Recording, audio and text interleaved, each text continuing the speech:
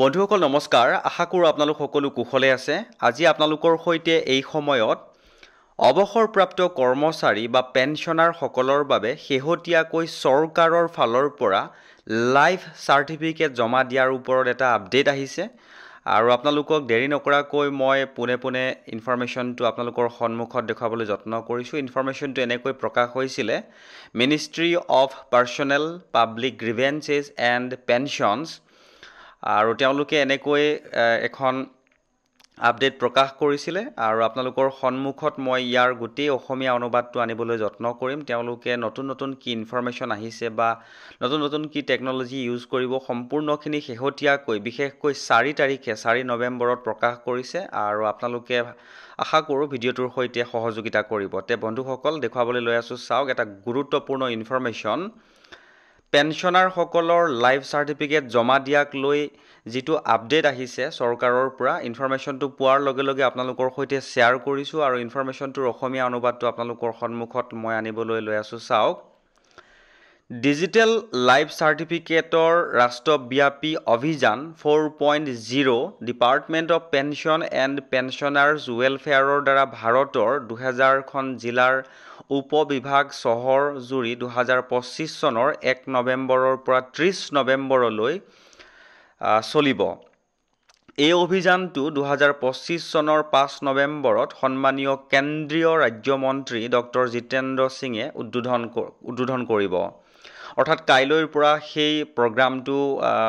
মিনিষ্টাৰে উদ্বোধন কৰিব বুলি উল্লেখ কৰিছে প্ৰতিজন পেনশন হোল্ডাৰে নিজৰ পেনশন চলি থাকিবলৈ বছৰি এবাৰ লাইফ সাৰ্টিফিকেট জমা দিব লাগিব আগতে এই লাইফ সাৰ্টিফিকেট ফিজিক্যাল ৰূপত জমা দিব লগা হৈছিল কিন্তু পেনশনধাৰী সকলৰ কাৰণে বা পেনশনাৰ সকলৰ কাৰণে অসুবিধা আছিল আৰু এই অসুবিধা দূৰ কৰিবলৈ 2014 চনৰ পৰা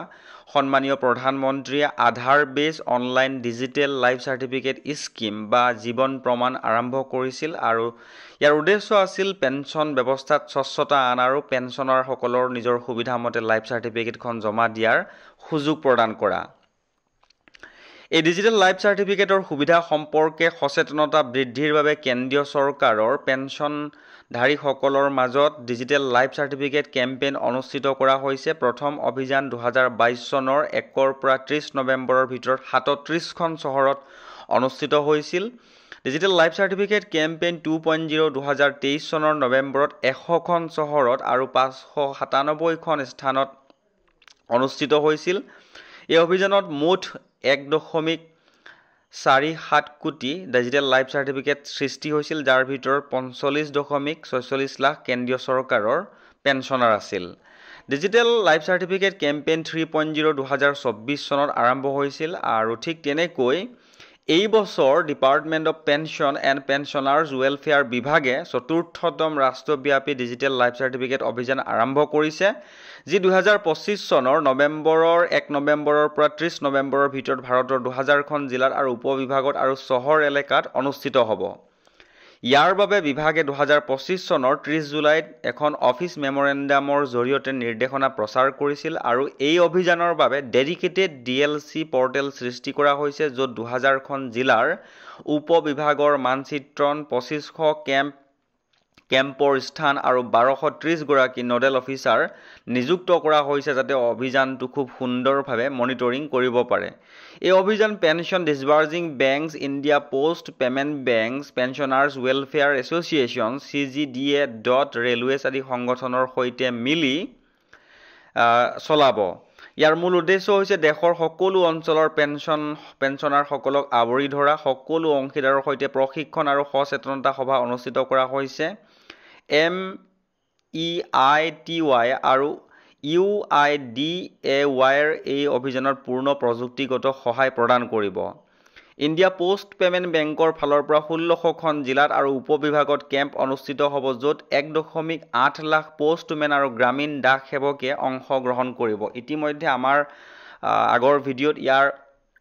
ইনফৰমেশন দিছোৱে যে পোষ্টমেন আৰু গ্ৰামীণ ডাক সেৱকে কেনেকৈ লাইফ সাৰ্টিফিকেটখন সৃষ্টি কৰি সহায় কৰিব ইণ্ডিয়া পোষ্ট পেমেন্ট বেংকৰ ডোৰ ষ্টেপ ডিএলচি সাৰ্ভিসৰ সকলো পেনশনধাৰীৰ বাবে উপলব্ধ এই ইনফৰমেশনসমূহ দিয়া হৈছে আগৰ ভিডিঅ'সমূহত চালে আপোনালোকে গম পাব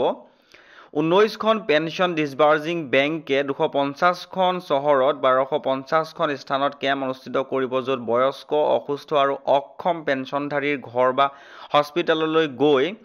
DLC জমা কৰিবলৈ সহায় কৰা হ'ব। ইয়াৰ দ্বাৰা বিশেষকৈ ছুপাৰ ছিনিয়ৰ পেনশ্যনাৰ আৰু ইনকেপাচিটেটেড পেনশ্যনাৰসকলৰ সুবিধা হ'ব।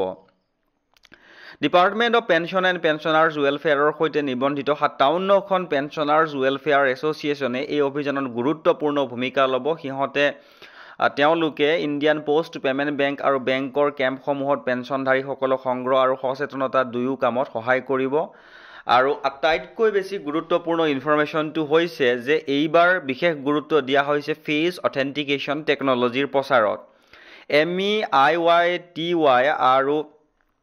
UIDAY প্ৰযুক্তিগত সহায় প্ৰদৰ্শন কৰিব। বৰ্তমান ফেচ অথেণ্টিকেশ্যন প্ৰযুক্তি অধিক সহজ আৰু সুবিধাজনক কৰা হৈছে, যি এণ্ড্ৰইড আৰু iOS দুয়োটাতে ব্যৱহাৰ কৰিব পাৰিব।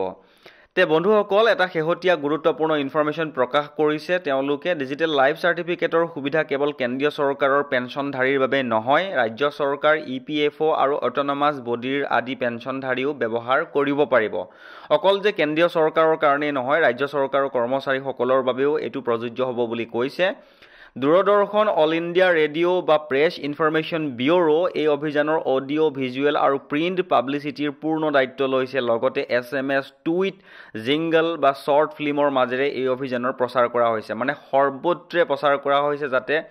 পেনশ্যনাৰসকলৰ কোনো অসুবিধা নহয়, তেওঁলোকে পাৰ্টকৈ যাতে এই ইনফৰমেশ্যনসমূহৰ বিষয়ে অৱগত হয়। এই অভিযানটো হ'ব ভাৰতৰ সৰ্ববৃহৎ ডিজিটেল এম্পাৱাৰমেণ্ট কেম্পেইন, যাৰ উদ্দেশ্য হৈছে সকলো ধৰণৰ পেনশ্যনধাৰীলৈ তেওঁলোকক ডিজিটেল সুবিধা প্ৰদান কৰা। বন্ধুসকল, এটা গুৰুত্বপূৰ্ণ ইনফৰমেশ্যন আৰু আপোনালোকে মন কৰিব ইয়াৰ ভিতৰত কেইবাটাও তেওঁলোকে ইনফৰমেশ্যন ইনক্লুড কৰিছে আৰু বিশেষকৈ এই ইনফৰমেশ্যনটো চৰকাৰৰ ফালৰ পৰা প্ৰকাশ কৰিছিলে আৰু সেইবাবেই আপোনালোকৰ সহায় হোৱাকৈ আজিৰ এই ভিডিঅ'টোৰ জৰিয়তে জনাবলৈ যত্ন কৰিলোঁ। আৰু ইতিমধ্যে আপোনালোকক মই কৈছিলোঁৱে যে ডিজিটেল লাইফ চাৰ্টিফিকেট জমা দিয়াৰ সৈতে যেতিয়াই যেনেকুৱা ইনফৰমেশ্যন নোলাওক আপোনালোকক পাৰ্টকৈ মই জনাবলৈ যত্ন কৰিম। আজিও ব্যতিক্ৰম নহয়, জনাবলৈ যত্ন কৰিলোঁ। আৰু যদি ইনফৰমেশ্যনটো ভাল লাগিছে তেনেহ'লে চেনেলটো ছাবস্ক্ৰাইব কৰি হাতত ৰাখিব।